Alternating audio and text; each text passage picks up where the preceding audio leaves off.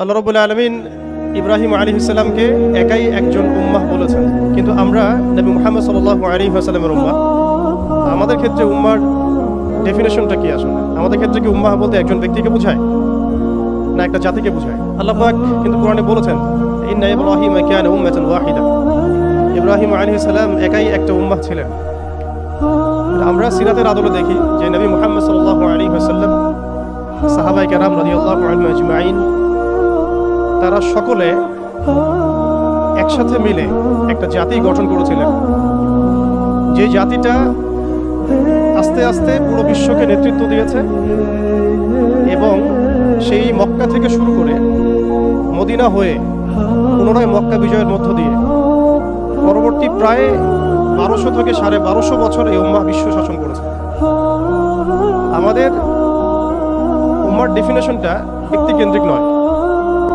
আমাদের আখেরি নবী মুহাম্মদ সাল্লাল্লাহু আলাইহি ওয়াসাল্লামের উম্মার ডেফিনেশনটা অনেক ব্যাপক। উম্মাহ বলতে তো আমাদের পুরো মুসলিম উম্মাহকে বোঝানো হয়। আমরা পুনর্গঠন চাচ্ছি কোন জায়গার? পুরো মুসলিম উম্মার, নাকি শুধু বাংলাদেশের, নাকি বাংলাদেশ সহ ভারতীয় উপমহাদেশের, নাকি মধ্যপ্রাচ্যের, না পুরো বিশ্বের? এখানে উম্মাহ কনসেপ্টটা অনেক অনেক ডিপ, অনেক ব্যাপক, অনেক গভীর। আর সত্যি কথা বলতে পুরো উম্মার ইসলাহ, পুরো উম্মার সংশোধন এখন ব্যক্তির উপর এককভাবে ফলাফলযোগ্য নয়। এটা পুরো উম্মা কেন্দ্রিক যেহেতু ফিকির, অতএব উম্মার প্রত্যেকটা জায়গার মানুষদেরকেই এই ফিকিরটা করতে হবে। আমরা যে দৃষ্টিকোণ থেকে কথাটা বলছি সেটা হচ্ছে আমাদের অঞ্চলে উম্মতে মুহাম্মাদির পুনর্গঠনটা কিভাবে সম্ভব।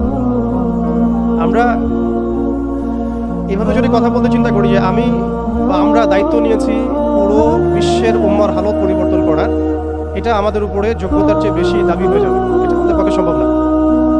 পুরো বিশ্বের উম্মার ইসলাহ, সংশোধন, পুনরুদ্ধার, পুনর্গঠন, এটা আমাদের পক্ষে মনে হয় না সম্ভব। আমাদের পক্ষে কতটুকু সম্ভব? আমরা উম্মার যে অংশ বিলং করি সেই অংশে উম্মার পুনর্গঠন কিভাবে সম্ভব? উম্মা অনেক ব্যাপক একটা শব্দ, অনেক গভীর একটা শব্দ। উম্মার মধ্যে দুটো ভাগ আছে। একটা হচ্ছে উম্মাহ দাওয়া এবং উম্মাহ ইজাবা। দাওয়া অর্থাৎ নবী সাল্লাল্লাহু আলাইহি ওয়াসাল্লাম সবাইকে দাওয়াত দিয়েছেন। এর মধ্যে কাফের, মুশরিক, মুনাফিকরাও উম্মার অন্তর্ভুক্ত। আব্দুল্লাহ বিন উবাই এবং তার অনুসারীরা কি উম্মার অন্তর্ভুক্ত নয়? ইহুদি, নাসারা, পৌত্তলিকরা কি উম্মতের অন্তর্ভুক্ত কিনা? তারা দাওয়ার অন্তর্ভুক্ত, বাট ইজাবার অন্তর্ভুক্ত নয়। ইজাবা কারা? যারা মুহাম্মদ সাল্লাল্লাহু আলাইহি ওয়াসাল্লাম যে দাওয়াতটা দিয়েছেন, আমরা সাল্লাল্লাহু আলাইহি ওয়াসাল্লাম সেই দাওয়াতটা যারা কবুল করেছেন তারা উম্মত ইজাবা। এর মধ্যে আমরা পড়ছি। এখন উম্মত ইজাবার সংখ্যা আমাদের এখানে কোটি কোটি কোটি কোটি সারা বিশ্বে। এখন এমন একটা অবস্থা আমরা এসেছি যে পুনর্গঠনের প্রশ্ন উঠছে। তাহলে আমরা একটু খেয়াল করি যে উম্মার পুনর্গঠনটার প্রশ্নটা কেন উঠছে। এক নম্বর, উম্মা কি এটা তো আমরা বুঝতে পারলাম, এবং উম্মার আমরা কোন অংশ এটা বুঝতে পারলাম। পরিপূর্ণ উম্মার ইসলাহ সংশোধন আমাদের এককভাবে একার পক্ষে সম্ভব না, এটাও বুঝলাম। তবে আমাদের আঞ্চলিকভাবে উম্মার যে অংশ, আমরা এই অংশটুকুর ইসলাহ সংশোধন, পুনর্গঠন, পুনরুজ্জীবন, এগুলো আমাদের দ্বারা সম্ভব। পরের প্রশ্ন হচ্ছে যে দ্বিতীয় শব্দটা, যে পুনর্গঠন, উম্মাকে পুনরুজ্জীবিত করা, উম্মার হারানো গৌরব ফিরিয়ে আনা, এই প্রসঙ্গটা আসছে কেন? এই প্রসঙ্গটা কেন আসছে? তার মানে আমরা নিজেরাই সংজ্ঞায়িত করে ফেলেছি যে উম্মার অবস্থা আগের মতো ভালো নাই। এটা আমরা স্বীকার করেছি এবং এটা আমরা সবাই বুঝতেও পারছি। এই কারণে আলোচনাগুলো আসছে। আলোচনাগুলো আসার প্রেক্ষাপট তৈরি হচ্ছে, বা আমরা টপিকগুলো নির্ধারণ করছি যে উম্মার পুনর্গঠন প্রয়োজন, পুনরুজ্জীবন প্রয়োজন, পুনর্জাগরণ প্রয়োজন। তার মানে আমরা আগের হালতে নাই। আমরা আগের হালতে নাই, এটা মাথায় আসলে আবার এটাও মাথায় আসতে হবে, আগে আমরা কোন হালতে ছিলাম। আমরা আগে কোন হালতে ছিলাম? একজন ব্যক্তি রমাদান মাসে লাইলাতুল কদরে হেরা গুহায় আল্লাহ রাব্বুল আলামিনকে ডাকছেন। আল্লাহ রাব্বুল আলামিন তাকে আল কোরআনের মতো কিতাব প্রদান করছেন এবং তাকে সর্বশেষ এবং চূড়ান্ত নবী হিসেবে আল্লাহ পাক মনোনীত করছেন। কেন সেই ব্যক্তি হেরা গুহায় আল্লাহ রাব্বুল আলামিনকে এভাবে ডাকছেন? কারণ তিনি যে সমাজে বসবাস করেন সেই সমাজটাকে আইয়ামে জাহিলিয়াত বলা হতো। সেই সমাজের মধ্যে শিরক ছিল, সুদ ছিল, রিবা, মাদক, নারীর অবমাননা, গোত্রীয় হানাহানি, এরকম জাহালাতেপূর্ণ একটা সমাজে তিনি আল্লাহ পাককে ডাকছিলেন। সে একজন ব্যক্তি থেকে আস্তে আস্তে দাওয়াত শুরু হলো, এবং তিনি প্রথমে ম্যান দাওয়াত দিতে লাগলেন। আবু বকর, উসমান, ওমর, আলী রাদিয়াল্লাহু আনহুম আজমাইন, তাদের মধ্যে সাহাবী তৈরি হতে লাগলো। এক পর্যায়ে মক্কায় 13 বছর দাওয়াতের মধ্যে আমরা সবরের পরিচয় দিলাম, ধৈর্যের পরিচয় দিলাম। দাওয়াত অব্যাহত থাকলো, আমরা নির্যাতন নিপীড়ন সহ্য করলাম। এক পর্যায়ে আমরা হিজরত করলাম, প্রথমে আবিসিনিয়ায়, কখনো তায়েফে, এক পর্যায়ে মদিনায় গিয়ে ইসলামী রাষ্ট্র কায়েম হলো। আমরা জিহাদ এবং দাওয়াতের মধ্য দিয়ে আস্তে আস্তে মদিনাকে বেস করে বদর, উহুদ, খন্দক, মুতা, তাবুক এইসব সিঁড়ি পেরিয়ে মক্কা বিজয় পর্যন্ত আসলাম। মক্কা বিজয় পর্যন্ত আসার পরে আমরা দেখলাম যে আইয়ামে জাহিলিয়াতের কোনো জাহালাত মক্কার মধ্যে নাই। যেই মক্কা আমরা ছেড়ে গিয়েছিলাম 23 বছরের ব্যবধানে আমরা দেখলাম সেই মক্কা আইয়ামে জাহিলিয়াত মুক্ত হলো। শুধু তাই নয়, সেখানে কোনো শিরক থাকলো না, কোনো রিবা থাকলো না, কোনো মাদক থাকলো না, কোনো নারীর অবমাননা থাকলো না, গোত্রীয় হানাহানি থাকলো না। যেখানে আমরা ছিলাম মুস্তাদআফিন, দুর্বল, আমরা ছিলাম মক্কা থেকে বিতাড়িত, আমরা ছিলাম সংখ্যালঘু, সেখান থেকে আলহামদুলিল্লাহ মাত্র 23 বছরের ব্যবধানে আমরা পুরো জাজিরাতুল আরবকে শাসন করলাম। এবং সেই বেইজের উপর দাঁড়িয়ে আবু বকর, ওমর, ওসমান, আলী রাদিয়াল্লাহু আনহুম আজমাইন তারা আরও প্রায় 30 বছর খেলাফা বাস্তবায়ন করলেন। এমনকি তাদের বেইজের উপর দাঁড়িয়ে উমাইয়ারা শাসন করলো প্রায় 90 থেকে 95 বছর, আব্বাসীয়রা প্রায় 500 বছরের মতো। এরপরে আসলো তুর্কিরা, মাঝখানে ফাতেমিরা, আপনারা জানেন মামলুকরাও শাসন করেছে, সেলজুকরাও করেছে, অটোম্যানরাও করেছে। তো আমরা বুঝতে পারছি যে উম্মাহ এই হালতে ছিল না এখন যে হালতে আছে। এই ছোট্ট কথা থেকে আমরা বুঝতে পারলাম যে উম্মাহ একসময় বিজয়ী ছিল সব দিক থেকে, শুধু ব্যক্তিগতভাবে নয়, আধ্যাত্মিকভাবে নয়, শুধুমাত্র তাসকিয়াগত দিক থেকে নয়, শুধুমাত্র সামাজিকভাবে নয়, বরং রাজনৈতিকভাবেও। অর্থাৎ উম্মার পুনর্গঠন, পুনর্জীবন, এই যে কথাগুলো আসে, এগুলো বেসিক্যালি আমরা রাজনৈতিক টার্মিনোলজি থেকে ডিল করছি আর কি। আমাদের উম্মার অবস্থা সবসময় এই বিশ্বকে নেতৃত্ব প্রদানকারী অবস্থায় ছিল, যেখান থেকে আমরা এখন সরে আসছি বলে আমাদেরকে এই টপিক নির্ধারণ করতে হচ্ছে যে কিভাবে আমরা এর পুনর্গঠন করব, পুনরুজ্জীবন করব। এতটুকু আমাদের কাছে ক্লিয়ার যে আমরা এক সময় বিশ্বকে শাসন করেছি, বিশ্বকে নেতৃত্ব দিয়েছি। ব্যক্তি জীবন থেকে শুরু করে রাজনৈতিক জীবন পর্যন্ত আমরা আল্লাহ রাব্বুল আলামিন এবং তার রাসূলের প্রত্যেকটা বিধান মেনে চলেছিলাম, মানার চেষ্টা করেছিলাম। আল্লাহ পাক আমাদেরকে সম্মানিত করেছিলেন। পৃথিবীর কোনো পরাশক্তি আমাদের সামনে টিকতে পারতো না। পৃথিবীর কোনো পরাশক্তি আমাদের সামনে টিকতে পারে নাই, না রোমানরা, না পার্সিয়ানরা, না এদিকের মাজুসিরা, আর না এই সাবকন্টিনেন্টের পৌত্তলিকরা, কেউই আমাদের সামনে দাঁড়াতে পারে নাই। তার মানে আমরা কয়েকটা দিক থেকে উম্মার বিজয়ে এই সময়টা পেরিয়ে এসেছি। একটা হচ্ছে আধ্যাত্মিক দিক। উম্মাহ এক সময় আধ্যাত্মিকভাবে এমন আলোকিত ছিল যে তাদের ইমানের সামনে কোনো কুফর টিকতে পারতো না। তারা পারিবারিকভাবে আলোকিত ছিল, তারা জ্ঞানতাত্ত্বিকভাবে আলোকিত ছিল, তারা তাসাউফের দিক থেকে আলোকিত ছিল, তারা অর্থনৈতিক দিক থেকে অনেক শক্তিশালী ছিল, সামরিক দিক থেকে তারা অনেক শক্তিশালী ছিল। জামায়াবদ্ধভাবে আমরা থাকতাম, কোনো বিভক্তি ছিল না। আমাদের মধ্যে আসসাম ওয়া তাআ ছিল, আমাদের মধ্যে আমির, মামুর, বায়াত এবং ইতাআত ছিল। আমাদের মধ্যে রাষ্ট্র ব্যবস্থা ছিল, খিলাফা স্টেট ছিল, শরিয়া আইন ছিল এবং শরিয়া বা ইমারা রাষ্ট্র ব্যবস্থা ছিল। এবং আস্তে আস্তে আমরা এই বেইজের উপর দাঁড়িয়ে পর্যন্ত জয় করেছিলাম। শুধু তাই নয়, আমরা বলতে পারি যে সিন্ধু, এদিকে সিন্ধু, ওইদিকের আফ্রিকা, আফ্রিকা থেকে সিন্ধু পর্যন্ত, ওইদিকের পশ্চিমা সভ্যতা থেকে চায়না পর্যন্ত, বলা যায় পৃথিবীর 4 ভাগের 3 ভাগ আমাদের দখলে ছিল। এই ছিল উম্মার অবস্থা। আমি বলেছিলাম টপিকটা অনেক গভীর, অনেক সময় সাপেক্ষ। আমি খুব অল্প কথা বলার চেষ্টা করছি। উম্মার পুনর্জাগরণ কথাটা বলতে আমরা শুধু আধ্যাত্মিক পুনর্জাগরণ বুঝি না। আধ্যাত্মিক পুনর্জাগরণ আমাদের অনেকের অনেক ভালো অবস্থা এখনো আছে, আলহামদুলিল্লাহ। আমাদের প্রচুর মসজিদ আছে, প্রচুর মাদ্রাসা আছে, প্রচুর তুল্লাব আছেন, প্রচুর ওলামায়ে কেরাম আছেন। আমাদের বুদ্ধিজীবীর অভাব নাই, সামরিক বাহিনীর অভাব নাই, কিন্তু আমাদের ইসলামিক স্টেটেরও অভাব নাই। নামকা বাস্তে যদিও অনেক কিছুই, জনসংখ্যাও প্রচুর, সম্পদও প্রচুর, খনিজ সম্পদও প্রচুর। আমাদের মা বোনদের, পর্দানসীন মা বোনদের অভাব নাই। তাহলে আমরা কোন জায়গা থেকে পুনর্জাগরণের কথাটা বলছি? আসলে আমরা পুনর্জাগরণের কথাটা বলছি সামগ্রিক অর্থে, স্পেশালি রাজনৈতিক অর্থে, সামগ্রিকভাবে কিন্তু স্পেশালি রাজনৈতিকভাবে। এখন আসেন যে কিভাবে সম্ভব এই হারানো ঐতিহ্য, গৌরব ফিরিয়ে আনা। এটাই মূল কথা। আসলে আমাদের অনেক আলোচনা, কিন্তু মূল কথা কিন্তু অল্প হবে। আসলে কিভাবে পসিবল সেই জায়গা থেকে ফিরিয়ে আসে। এখন আচ্ছা, এখন এতক্ষণ তো বললাম আমরা কোথায় ছিলাম, এখন ওই জায়গা থেকে আমরা কোথায় আসছি এটা একটু বলি, তারপরে বুঝবো ইনশাআল্লাহ। ওই জায়গা থেকে আমরা কোথায় আসছি আসলে। এখন আমি একটু আগে বললাম যে আমাদের প্রচুর মসজিদ আছে, মাদ্রাসা আছে, সব কিছু আছে, এটা সত্য। ইসলামের স্বর্ণযুগে যতগুলো ইউনিভার্সিটি ছিল না, আমাদের ঢাকা শহরে গাজীপুরে তার চেয়ে বেশি ইউনিভার্সিটি আছে। ইসলামের স্বর্ণযুগে আমাদের জনসংখ্যা যত ছিল না, আমাদের এখন জনসংখ্যা তার চেয়ে অনেক বেশি। আমাদের মিডিয়া, প্রযুক্তি, আমাদের অস্ত্রশস্ত্র, আমাদের রাষ্ট্র, সবকিছু অনেক বেশি, কিন্তু কোন জায়গা থেকে পিছিয়ে আসছি, আমরা কোন জায়গায় আছি এটা ডিল করতে হবে। এবং ডিলিংসটা এক্সটার্নাল অবজারভেশন দিয়ে করলে হবে না, ইন্টারনাল অবজারভেশন দিয়ে করতে হবে। খিদর আলাইহিস সালামের মতো বাহ্যিকভাবে অনেক কিছু মনে হবে, অনেক ইসলামিক দল আছে, অনেক মুসলিমদের সংখ্যা অনেক, একটু আগে বললাম মসজিদ মাদ্রাসা সবকিছু অনেক বেশি, সবই ঠিক আছে, কিন্তু ইন্টারনালি আমাদের কিছু বিষয় দেখতে হবে। ইন্টারনালি কি নাই আমাদের মধ্যে? এক নাম্বার, ইন্টারনালি সেই রাজনৈতিক বৈশ্বিক ক্ষমতা আমাদের হাতে নাই, প্রথম কথা। এবং এটা আমাদের জন্য লজ্জা। একটা সময় ছিল যখন আমরা এগুলো সব হাসিল করেছিলাম, প্রথমে তারা আমাদের কাছ থেকে যেটা কেড়ে নিয়েছে তা হচ্ছে রাজনৈতিক ক্ষমতা।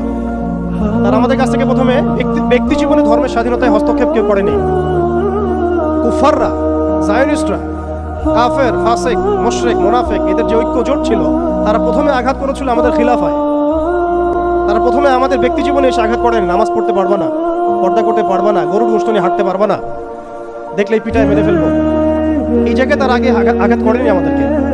আমাদেরকে সবার আগে আঘাত করেছে রাজনৈতিক জায়গায়। আমাদের খেলাফা কনসেপ্টটা তারা ভেস্তে দিয়েছে, ভেঙে দিয়েছে, বাইতুল মুকাদ্দাসকে লিবারেট করেছে।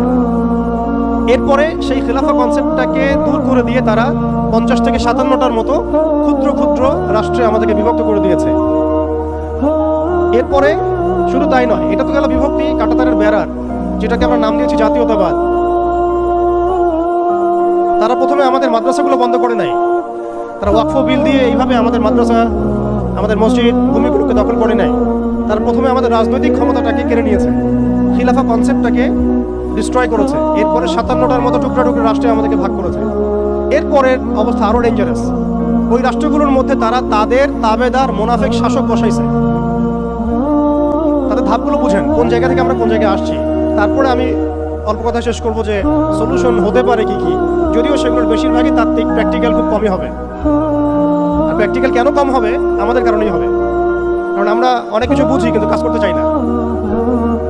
আমরা বুঝি অনেক কিছুই, কাজ করতে বলেন কাজের বেলা নাই, বুঝের বেলা আছে। এগুলো আমরা বুঝতে আসি 100 বছর থেকেই। কেউ বুঝেও বুঝি না, কেউ দেখেও দেখি না, শুনেও শুনি না, ওইদিকে পরে আসি, হার্ডলাইনে চলে যাবো আর কি। এখন রাষ্ট্র ভাগ করার পরে আমাদেরকে জাতীয়তাবাদে বিভক্ত করা হয়েছে। এরপরে আরো মারাত্মক যে কাজটা করা হয়েছে সেটা হচ্ছে আমাদেরকে নিরস্ত্রীকরণ করা হয়েছে। আপনি আপনার রাষ্ট্রের অভ্যন্তরে নিজের ইচ্ছায় আপনি বিশ্বের মারণাস্ত্রগুলো তৈরি করতে পারবেন না। তারা আপনাকে আইন করে দিয়েছে, ব্যান করে দিয়েছে। তারা আমাদের রাষ্ট্র ব্যবস্থার মধ্যে ইউনাইটেড নেশনসের মতো মুসলিমদের ইউনাইটেড মুসলিম অর্গানাইজেশনগুলোকে দমন করেছে এবং সেগুলো গঠন করতে আমাদেরকে দেয় নাই, উল্টা তারা সেগুলো করেছে ঠিকই। এরপরে তারা আমাদের রাষ্ট্র ব্যবস্থাগুলোর মধ্যে ওই মুনাফিক শাসকদেরকে বসিয়ে জনগণকে শাসন করিয়েছে। এখনো করে যাচ্ছে, আগামীতেও হয়তো করে যাবে। আমরা সবই বুঝি, কিন্তু আমাদের চিন্তাগুলো কেন জানি মসজিদ পর্যন্ত সীমাবদ্ধ হয়ে যাচ্ছে। এরপরে যেটা হয়েছে আরো মারাত্মক, ওই রাষ্ট্রগুলোর মধ্যে তারা 5টা, আমি বলি দেবতা, 5 দেবতা ঢুকিয়ে দিয়েছে। 5 দেবতা কি? আগে ছিল 4 দেবতা, লাত, উজ্জা, হুবল আর মানাত। লাত, উজ্জা, হুবল আর মানাত নিশ্চয়ই পড়েছেন আপনারা সিরাতের মধ্যে। এগুলো ছিল আবু জেহেল, আবু লাহাবদের দেবতা। তারা কিন্তু এই দেবতাগুলোর পূজা করত আল্লাহকে পাওয়ার জন্যই। তারা বলতো মা না'বুদুহুম ইল্লা লিয়ুকাররিবুনা ইলাল্লাহি যুলফা।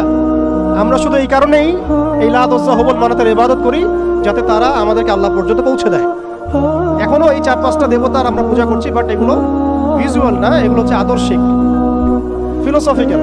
যেমন একটা হচ্ছে ডেমোক্রেসি, নিতে পারবেন অনেকে কথাটা, যে ডেমোক্রেসি একটা দেবতা হয়ে গেছে এখন, ইনভিজিবল দেবতা। এটা একটা দেবতা হয়ে গেছে, কি দাড়িওয়ালা কি টুপিওয়ালা সবাই পূজা করতেছে। সুবহানাল্লাহ, মানে অবাক হয়ে যাবেন। রিপোর্ট করছে টিভিতে, আপনারা কি চান, এই গভর্নমেন্ট কয় বছর থাক, এই গভর্নমেন্ট কয় বছর থাক, আপনি কি ইলেকশন চান, আপনি কি চান না। অডিয়েন্সের, সাধারণ আম জনগণের জবাব হচ্ছে না, আমরা ইলেকশন চাই না। ইলেকশন দিয়ে কি হয়, খালি এক জালেম যে আরেক জালেম আসে, আমরা এইসব ইলেকশন চাই না। আমরা চাই ভালো কোনো সরকারি ব্যবস্থায় থেকে যাক আর 10 বছর। মানে সবচেয়ে ভালো যে চিন্তাটা তাদের, সেটাও গণতন্ত্রের বাইরে যেতে পারে না। সবচেয়ে ভালো তাদের ইনসাফপূর্ণ যে চিন্তাটা মাথা থেকে আসে, সেইটাও এই দেবতাগুলোর বাইরে যেতে পারে না। পূজার মধ্যেই চিন্তা। আমরা চাই এরকম একটা গভর্নমেন্ট আসুক, এই পদ্ধতি থাক এবং আরো 10 বছর তারা দেশ চালাক। মানে ইসলামে যে আল্লাহ প্রদত্ত একটা রাষ্ট্র ব্যবস্থা আছে, একটা ইসলামী শাসন ব্যবস্থা আছে, এই কনসেপ্টটাই নাই। নামাজ পড়ছে মাশাআল্লাহ, রোজা রাখছে, হজ উমরা সবই করছে, বা কেন জানি পলিটিক্যালি রাষ্ট্র ব্যবস্থা ইসলামের যে রূপরেখা আছে বা ইসলামের যে একটা সুন্নাহ আছে, নবী সাল্লাল্লাহু আলাইহি ওয়াসাল্লামের যে একটা রেখে যাওয়া উসওয়াতুল হাসানা আছে, এইটাই মানুষ মানতে পারছে না বা বুঝতে পারছে না। আপনারা অবচেতন শব্দটার সাথে পরিচিত কিনা? একটা হচ্ছে আমরা জেনে বুঝে একটা কাজ করি, একটা হচ্ছে না জেনেও করি অবচেতন মনে। তো এটা একটা দেবতা, ডেমোক্রেসি একটা দেবতার নাম, যেটার পূজা করছে এখন মানুষ সারা ওয়ার্ল্ডে। আরেকটা হচ্ছে এইথিজম, নাস্তিকতা। একটা হচ্ছে আমি লিখছিলাম সকালবেলা, একটা শব্দ বের হয়েছে আর কি লিখতে লিখতে। একটা হচ্ছে ডেমোক্রেসি, একটা এইথিজম, একটা ন্যাশনালিজম, একটা কমিউনিজম, আর একটা হচ্ছে সেকুলারিজম। 5টা শব্দ বললাম। এখনকার এই বিশ্ব ব্যবস্থায় ইসলামী খেলাফতকে দূর করে দিয়ে, উম্মাকে বিভক্ত করে দিয়ে, মুনাফিক শাসকদেরকে বসিয়ে ইন্টারনালি প্রত্যেকটা রাষ্ট্রে এই 5টা দেবতা বসানো হয়েছে। ডেমোক্রেসি, এথিজম, আর বললাম কি ন্যাশনালিজম, একটা কি বললাম কমিউনিজম এবং সেকুলারিজম, DANCS, কিছুটা ড্যান্সের মতো আর কি।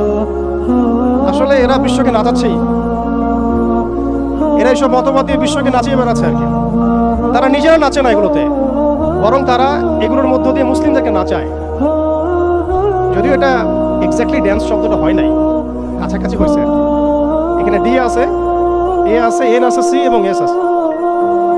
এই 5টা দেবতার শেকড় যদি এই বিশ্ব থেকে উপড়ে ফেলা না যায়, তাহলে ইসলামী শরিয়া, ইমার এবং খেলাফা কায়েম হবে না।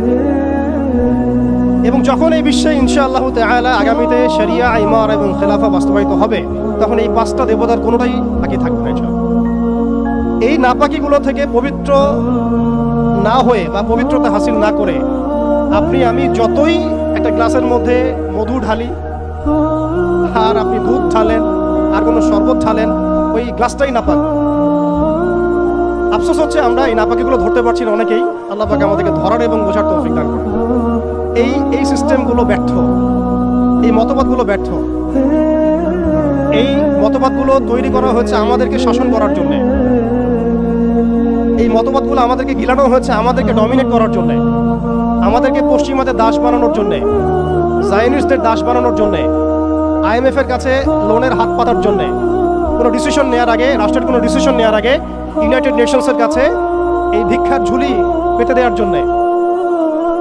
আমাদের চোখের সামনে আমাদের ভাই বোনদেরকে নির্মমভাবে হত্যা করলেও আমরা টু শব্দ করতে পারবো না এই জন্যে। ইভেন আমাদের দেশের 99% মানুষও যদি শরিয়া চায়, তবুও রাষ্ট্র ব্যবস্থা এটা চাইবে না, কারণ রাষ্ট্র ব্যবস্থা এই তন্ত্রমন্ত্রগুলো দ্বারা দীক্ষিত।